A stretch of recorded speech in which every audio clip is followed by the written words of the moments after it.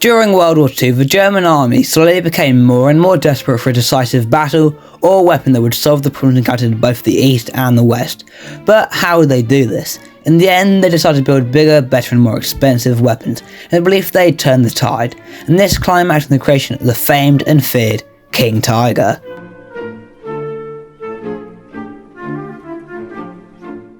The Tiger II was essentially a bigger and upgunned Tiger I, which when first deployed in 1942 enjoyed great success combining thick armour and the famous 88. However, by 1944 it was becoming increasingly more vulnerable as Allied upgunning projects started to be phased onto the front line. Vehicles like the Firefly, IS-2 and SU-100 were all threats to the ageing Tiger I.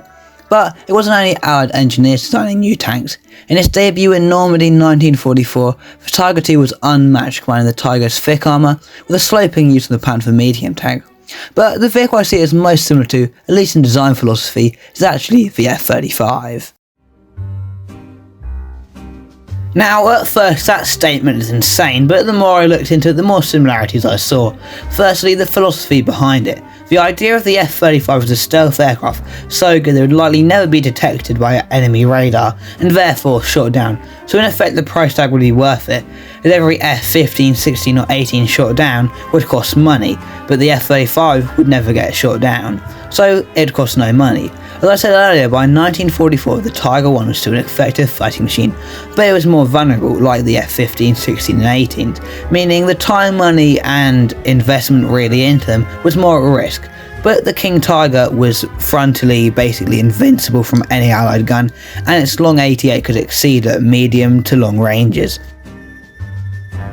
The Tiger II's story started in a meeting between the Austrian painter and the German Committee for Tank Development in May 1941. He ordered a tank be created with the 88mm KWK-41 anti-aircraft gun with a specialised round that could penetrate 100mm of armour at 1500 metres. At a ground level, enough were to be produced to fully equip a Panzer division with 20 as a heavy tank spearhead, to break through defensive lines or to counter enemy attacks with speed and invulnerability. However, because of the lack of available resources, they were given both the regular Wehrmacht and the SS in heavy Panzer divisions of 45 each. Initially, two rival bids were submitted both from Porsche and Henschel, and the turret was to be made by Krupp. Porsche's designer revisited the ideas in the Tiger P, which eventually became the Elephant tank destroyer. However, it didn't perform well during trials, and new factories would have to be created for it. It also used lots of copper wire, which more importantly was needed on U-boats. The contract was therefore given to Henschel. Now, there's a lot of misinformation about the supposed P and H turret variant. What is commonly seen as the P or Porsche turret is a pre-production prototype that was overcomplicated as it created a large short trap at the front. Later they moved on the production turret with a flat front and sloped sides to eliminate the short trap, which is also known as the H turret. It's also easier to build, but due to the Allied bombing campaign they still use the 50 turrets already made.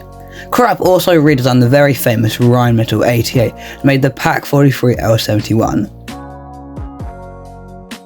If you've ever stood next to a King Tiger, the first thing you feel is its sheer size and presence, as it's 70 tons of the most heavy vehicles ever to see combat. The majority of its weight comes from its incredibly thick armour that at its best was up to 185mm thick. From the front it was virtually indestructible, as with 100mm of belly armour sloped up to be 197mm thick, covered a slight issue on the Tiger I design. Its main frontal plate was 150mm thick, a sloping degree of 45, which caused it to be essentially 216mm thick.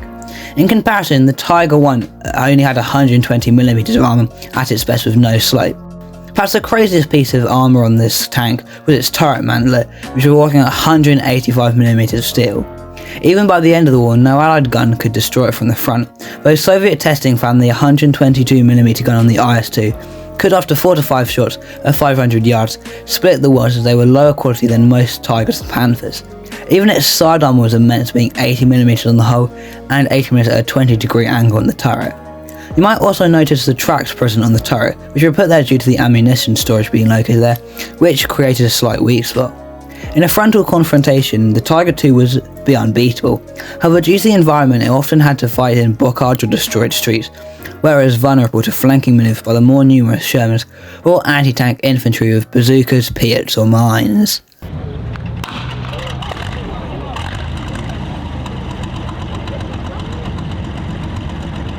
The Tiger II was given the Maybach HL230 V12 engine, which gave it 700 horsepower, although it was extremely overworked in the vehicle as it had been originally used on the Panther and Tiger I, which are both much lighter than the 68-ton Tiger II. It was also a gas guzzler, which meant it often being abandoned and destroyed by its own crew, as Germany was facing both a fuel shortage and a logistics core of mostly horses at the time. On a litre of fuel it could get 162 metres on road, and a lot less off-road, which created a large strain on the unit, as the other tanks often tried to recover the stuck vehicle. A great example of these effects is Bovington Tank Museum's Tiger II, which was stumbled upon in a field having been abandoned by its crew due to lack of fuel. It was later transported back to England for testing and found its way later on into the museum's collection, where it remains till today. Henschel did propose an upgrade to the engine, which would have then changed it to the Maybach HL234, which would increase the lackluster 700 horsepower to at least 800.